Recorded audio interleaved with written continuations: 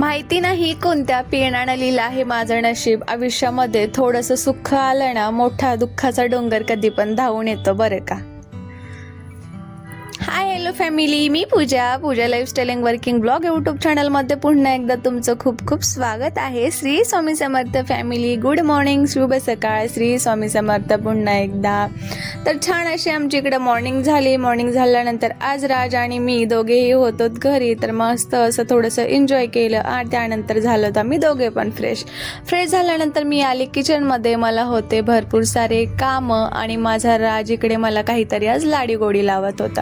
त्याला मी थोडीही फ्री दिसले ना, त्याचं काहीतरी धिंगामस्ती, आरडाओरडा वगैरे किंवा माझ्याकडे काही अपेक्षा त्याच्या थोडं जास्तच असतात जेव्हा आम्हाला फ्री टाईम असतो. मग काय फ्री झाल्यानंतर थोडंसं गप्पा झप्पा वगैरे झाल्या आमच्या आणि मग मला किचनमध्ये काम होतं, तर मी इकडे आवरत होते किचनमध्ये. तर मी इकडच्या रूममध्ये झाडू मारलेलं नव्हतं कारण खूप वेळापासून याचा धिंगाणा वगैरे चालू होता. मग जेव्हा मला इकडे किचनमध्ये येऊन तो बोलत होता ना, मम्मा काय करते, काय बनवते वगैरे हे सगळं, तेव्हा मी त्याला असं दाखवलं जसं काही मी त्याच्यावरती खूपच सॅड आहे. मग काय आमचा उंदीर मामा लागला इकडे हेल्प करायला. ह्याला माहिती मम्मा जास्त वेळ काय रुसून बसत नाही त्याच्या बाळावरती, तर त्यामुळे तो बोलतो की मम्मा मी तुझी काय हेल्प करू, सांग काय हेल्प करू. तरीही मी त्याच्याशी काहीच बोलत नव्हती. तर त्या रूममधला झाडू मारलेला नव्हता ना, त्यामुळे तो तिकडे झाडू आणि सुपली वगैरे घेऊन गेला आणि त्यानंतर तो तिकडे झाडू मारत होता. मग मी व्हिडिओ घेतला, ते त्याला दिसलं. त्यानंतर तो बोलते की मम्मा तू व्हिडिओ घेते का. मी त्याला काहीच बोलले नाही, पण काही वेळाने सांगितलं मी तुझ्यावरती नाराज आहे, तर मी तुला व्हिडिओज वगैरे कशाला घेणार आहे, मी तुला काहीच बोलणार नाही. मग हे सगळं काही मी इकडं घेतलं. मला स्वच्छ धुवून घ्यायचं होतं, ते सुद्धा मी घेतलं. आणि याच्यामधली जी भेंडी आहे ना, म्हणजे यामध्ये मिरची वगैरे आणि वाटाण्याच्या शेंगाचं सध्या सीजन आहे, तर मस्त अशा रेसिपी आपण तुमच्यासोबत ट्राय करणारच आहोत. तर तुम्हाला छान छान रेसिपी मी तुम्हाला दाखवणार आहे बरं का. तर नवीन असाल तर सबस्क्राईब करून घ्या.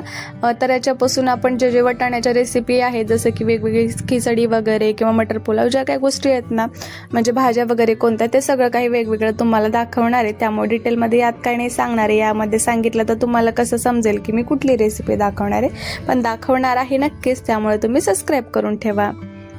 तर यामध्ये भेंडी, मिरची वगैरे आणि वाटाणे हे सगळे एकत्र मिक्स झालेले होते. आणि हा आलेला होता फ्रेश भाजीपाला. फ्रेश भाजीपाला कोणाला खायला आवडत नाही, मला तर सर्वात जास्त आवडतो बरं का. कारण आपल्याला हे सगळं असं फ्रेश जे भाजीपाला असतो ना, म्हणजे पालेभाज्या वगैरे, त्यामधून खूप सारं विटॅमिन आणि प्रोटीन भेटत असतं. तर माझं विटॅमिन आणि प्रोटीन तर फ्रेश भाज्या वगैरे असतात ना, त्यापेक्षा असं हिरव्या मिरच्यामध्येच आहे का काय असं वाटतं. इतकं प्रेम येतं ना मला ह्या मिरच्याला बघितल्यानंतर, जितकं की चॉकलेटला सुद्धा बघितल्यानंतर येत नाही बरं का. कारण हे दिसतं तसं असतं ना, म्हणून तर याच्यावरती जास्त ट्रस्ट बसतो माझा. तर इकडे मिरच्या वगैरे सगळ्या मी बाजूला काढल्या आणि हे सगळं काढत होती, तर राजमध्येच आला आणि बोलला मम्मा हे सगळं तू काय करते आहे. मी म्हटलं हे सगळं काही मिक्स झालेलं आहे आणि एक एक जर वेचत बसली लागली ना, मला दुसरे काही कामं आहेत ना, ते पण राहून जातील. तर तो बोलला मम्मा मी तुझी हेल्प करू का. मी म्हटलं राहू दे, तू हेल्प कशाला करशील, जे काही काम आहे ना त्याला आणखीन थोडंसं तू वाढवूनच ठेवतोस. असं बोलून मी माझ्या कामाला लागली. तेव्हा मी त्या रूममध्ये गेल्यानंतर इकडे बघा टॉवेल वगैरे पाठीमागच्या साईडला टाकलाय, तो खेळून खेळून दमलेला होता. आणि त्यानंतर मग मी जसं वेचता तिकडच्या रूममध्ये गेलेली, फोन आलेला म्हणून. तर तोपर्यंत ते स्वतःच ना खाली घेतलं त्यांनी सगळं काही आणि ते लागलं वेचायला. तर मी काही इकडे स्टीलची, माझ्याकडे जर्मलची चाळणी आहे म्हणते त्याला मी, तर त्याच्यामध्ये मी भेंडी वगैरे अगोदर काढलेली होती. तर राजसुद्धा त्याच्यामध्ये भेंडी काढत होता बरं का. ते सगळं झाल्यानंतर आज माझी इच्छा होती कॉफी वगैरे घ्यायची, तर त्यानंतर मस्त अशी मी स्वतःसाठी इकडे कॉफी बनवलेली आहे. आणि हा झालेला होता आता दुपारचा किंवा इव्हनिंगचा टायमिंग म्हणता येणार नाही आहे, त्यामधला टायमिंग झालेला होता. तर म्हटलं आज मस्त अशी कॉफी एन्जॉय करावी, तर खूप दिवसांनी अशी कडक कॉफी घेतलेली होती मी आणि थोडा मूड पण होता तसंच, त्यामुळे म्हटलं छान अशी कॉफी तयार करावी. तर माझं मस्त असं प्रेम या कॉफीवरती यायला होतं. तर चला मग अशी कॉफी मस्त अशी एन्जॉय करूयात.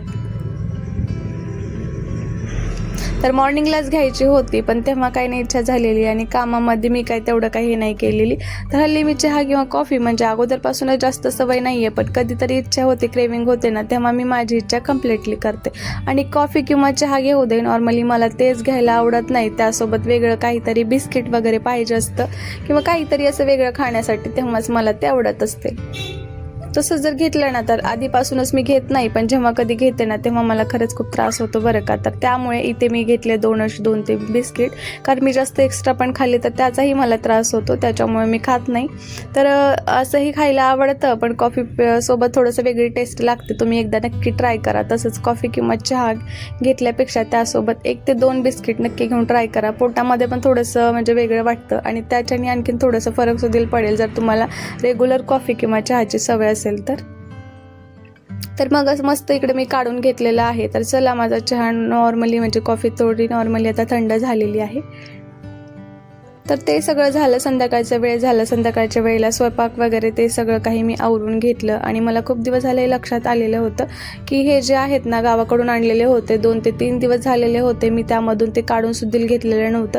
काही गोष्टीमुळे मी त्याला लक्षही केलं नाही किंवा हातही लावलेलं नव्हतं, पण थोडेसे घेऊन मी बाजूला केले होते. त्याचं मला खायला घ्यायचं होतं, ते काढून घेतलं आणि बाकीचं राहिलं तर त्याच्यामध्ये फक्त 2च दिवस राहिले होते ते त्याच्यामध्ये ठेवलेले होते. पण सध्या कसं असं म्हणजे गरमीचे वेगळे दिवस आहेत ना, थंडीही म्हणता येत नाही किंवा गरमीही म्हणता येत नाही तर हे असे की पोतीमध्ये बांधून ठेवलेलं होतं, तर त्यामुळे ना असं पाणी सुटून थोडंसं खराब झालेलं आहे.